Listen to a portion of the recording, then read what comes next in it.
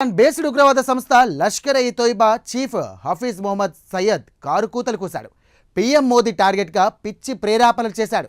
సింధు జలాలను ఆపేస్తే మీ ఊపిరి ఆపేస్తామన్న హఫీజ్ మాట్లాడాడు. ఇక ముంబై దాడుల వెనుక హఫీజ్ సయ్యద్ హస్తం ఉన్నట్లు గుర్తించారు. హఫీజ్ సయ్యద్ భారత్లో దాడులకు ఎలాంటి స్కెచ్లు వేస్తున్నాడు? అతనికి సహకరించేదెవరు? హఫీజ్ అనే కుక్క కాటుకు చెప్పు దెబ్బ సరిపోతుందా? ఆ కుక్కను కాల్చి చంపాల్సిందేనా? ఇక ఇండియన్ ఆర్మీ యాక్షన్ ప్లాన్ ఏంటి?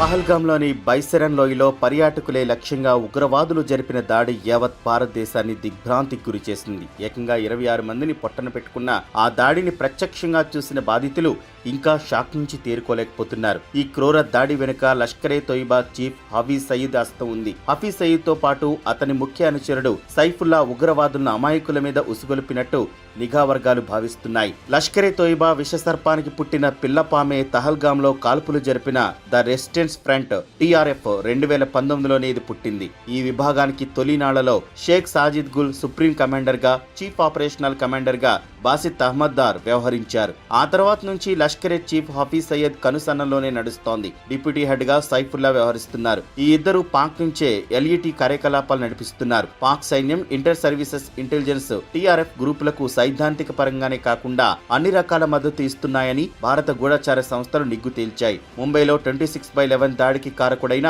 హఫీజ్ సయ్యద్ ఈ దాడిలో పాల్గొన్న టెర్రరిస్టులకు కూడా అన్ని రకాలుగా సహాయ సహకారాలు అందించినట్టు నిఘా వర్గాలు అంచనా వేస్తున్నాయి. ఉగ్రదాడికి పాల్పడిన బృందం చాలా కాలంగా కాశ్మీర్ లోయలో క్రియాశీలకంగా ఉన్నట్టు నిఘా వర్గాలు చెబుతున్నాయి. భారీ దాడి చేసిన తర్వాత ఈ ఉగ్రమొక్కలు అండర్ గ్రౌండ్ లోకి వెళ్లిపోతాయని నిఘా వర్గాలు చెబుతున్నాయి. పాకిస్తానీ హ్యాండర్ల నుంచి తదుపరి ఆదేశాలు అందే వరకు అక్కడి అడవుల్లోనే తలదాచుకుంటారని తెలుపుతున్నాయి. వీరికి పాక్ మిలిటరీతో పాటు ఐఎస్ఐ నుంచి అన్ని రకాలుగా సహాయ సహకారాలు అంది ఉండొచ్చని అనుమానిస్తున్నారు.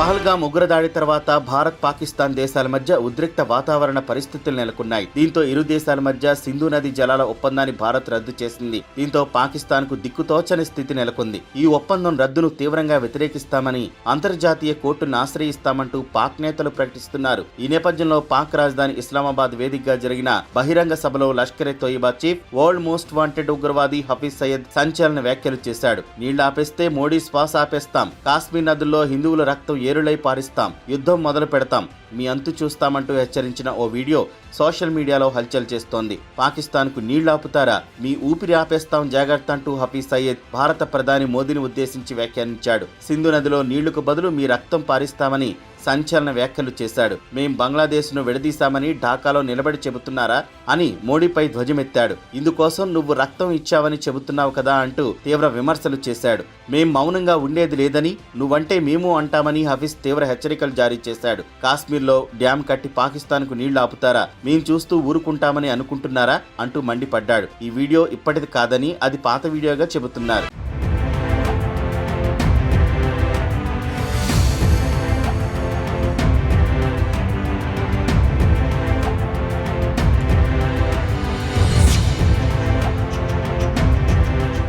కాశ్మీర్లో ఈ తరహాలో దాడులకు పాల్పడుతున్న వారందరికీ పాకిస్తాన్ నుండి Lashkar-e-Taiba chief Hafiz Saeed, deputy chief Saifullah నుంచి ఆదేశాలు అందుతుంటాయని నిఘా వర్గాలు అనుమానిస్తున్నాయి. ఉగ్రవాదులకు ఆయుధాలను చేరవేయడం, దాడులకు సంబంధించిన ప్లానింగ్ ఇవ్వడం వంటివన్నీ పాకిస్తాన్ సైన్యం, గూఢచార సంస్థ ఐఎస్ఐలే చేస్తున్నాయి. ఇదే విషయాన్ని భారత సైన్యం చాలా ఏళ్లుగా చెబుతూ వస్తోంది. సోనామార్గ్ ఉగ్రదాడిలో పాల్గొన్న జునైద్ అహ్మద్ భట్ కాశ్మీర్లోను కుల్గాం వాస్తవ్యుడు. అతడు A+ కేటగిరీ లష్కర్-ఇ-తోయిబా ఉగ్రవాది. కాశ్మీర్లో లష్కరే ఉగ్రవాదుల నెట్వర్క్ విస్తరణలో జునైద్ కీలక పాత్ర పోషించాడు. 2024 డిసెంబర్లో జునైద్ ను దచ్చికాం వద్ద భద్రతా బలగాలు ఎన్కౌంటర్ చేశాయి. ఆ సమయంలో అతడి వెంట ఉన్నవారు తప్పించుకుని అడవుల్లోకి పారిపోయారు. ఆయుధాలు తరలింపు, ఆహారం, నివాస వసతి వంటి ఏర్పాట్ల కోసం కాశ్మీర్లోని స్థానికులను వాడుకోవడం లష్కర్-ఇ-తోయిబాకు పరిపాటిగా మారింది. లష్కర్-ఇ-తోయిబా ఎప్పుడూ దాని అనుబంధ ఫ్రంట్ల ద్వారా దాడులను చేయిస్తోంది. పాకిస్తాన్ లో కొందరికి ట్రైనింగ్ ఇచ్చి వారిని కాశ్మీర్లోని పలు ప్రాంతాలకు పంపుతుంది. వారి ద్వారా స్థానిక యువతలో విద్వేషాన్ని రగిలించి వారిని ఉగ్రవాద కార్యకలాపాలకు ఉసుగొల్పుతోంది.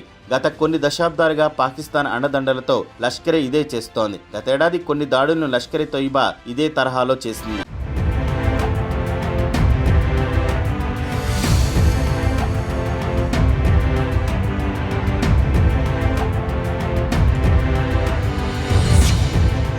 గత సంవత్సరం సోనామార్గ్, బూటాపత్రి, గండేర్బల్లో ఉగ్రవాద దాడులు జరిగాయి. దాడుల తర్వాత కూడా తీవ్రవాదులు ఇదే విధంగా అడవుల్లోకి పరారయ్యారు. ఆయా దాడుల్లో పాల్గొన్న మిలిటెంట్లలో ఎక్కువ మంది పాకిస్తానీలు, తక్కువ మంది కశ్మీర్లున్నారు. అచ్చం అదే విధంగా పహల్గామ్ ఉగ్రదాడిలో పాల్గొన్న 3 ఉగ్రవాదుల్లోనూ 2 పాకిస్తానీలు, 1 కశ్మీరీ ఉన్నట్లు నిఘా వర్గాలు అనుమానిస్తున్నాయి. పాకిస్తాన్ ప్రేరేపిత ఉగ్రవాద సంస్థ లష్కరే తోయిబా ఉగ్రవాదులే ఈ తరహా మాడ్యూల్లో ఉగ్రదాడులకు పాల్పడుతున్నారని భారత నిఘా వర్గాలు తెలిపాయి. ఈ 2 కోణాలను పరిశీలించిన తర్వాత లష్కరే తోయిబా చీఫ్ హఫీజ్ సయీద్ కనుసన్నలోనే జరిగి ఉండొచ్చని భద్రతా వర్గాలు భావిస్తున్నాయి. 2019లో ఆర్టికల్ 370 రద్దు తర్వాత కాశ్మీర్లో జరిగిన అత్యంత దారుణమైన ఉగ్రదాడి తాజాగా పహల్గామ్లో జరిగింది. సోనామార్గ్, భూటాపత్రి, గండేర్బల్ ఉగ్రదాడులకు కొనసాగింపుగానే పహల్గామ్లో లష్కరే ఉగ్రముఖలు అటాక్ చేసి ఉండొచ్చని నిఘా వర్గాలు అనుమానిస్తున్నాయి. 2024 అక్టోబర్లో సోనామార్గ్లో సొరంగం నిర్మాణ పనులు చేస్తున్న 6 కార్మికులు, 1 వైద్యుణ్ణి ఉగ్రవాదులు కాల్చి చంపారు. ఆ దాడిలో కీలక పాత్ర పోషించిన ఉగ్రవాది హాషిం మూసా పహల్గామ్ ఉగ్రదాడిలోనూ పాల్గొన్నాడని నిఘా వర్గాలు అనుమానిస్తున్నాయి.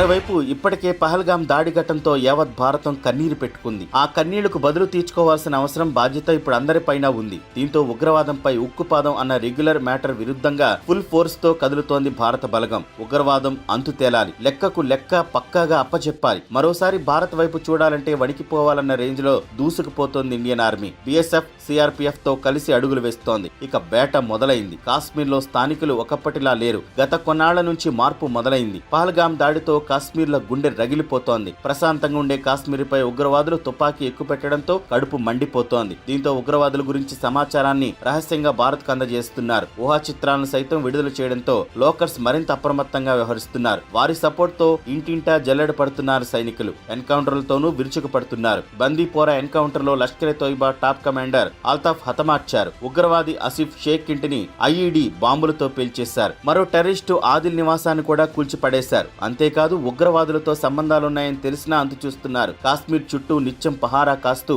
బోట్ల సౌండ్లతోనే బెంబేలెత్తిస్తున్నారు. పుల్వామా, పూంచ్, రాజౌరి సెక్టార్స్ లో తనిఖీలకే బోర్డర్లోని పాక్ సైనికులు సగం చచ్చిపోతున్నారు.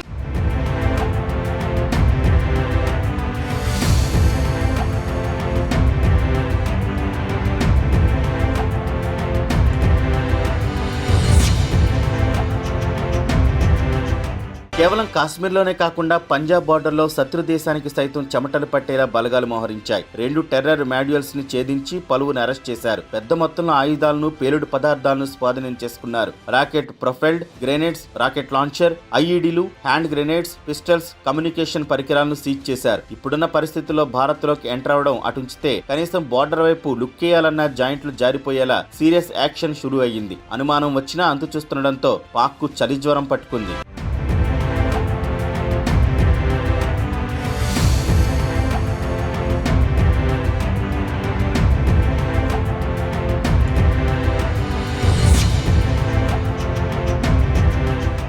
దొరికిన వాడిని తురుముదాం, దొరకని వాడిని తరుముదాం. అసలు కాశ్మీరులో ఉగ్రవాదం అనేది లేకుండా చేసి దేశం మీసం తిప్పుదామన్నట్లు బోర్డర్లో చకచకా కదులుతోంది భారత ఆర్మీ. ఈసారి ఉగ్రవాదుల ఏరవేత చరిత్రలో నిలిచిపోయేలా వ్యూహాత్మకంగా ముందుకెళ్తోంది. టెర్రరిస్టులకు సపోర్ట్ చేస్తున్న స్థానికులను వేటాడుతోంది. శత్రువుల కుత్తికలు కత్తిరించేందుకు జవాన్లు చూపిస్తున్న జోరు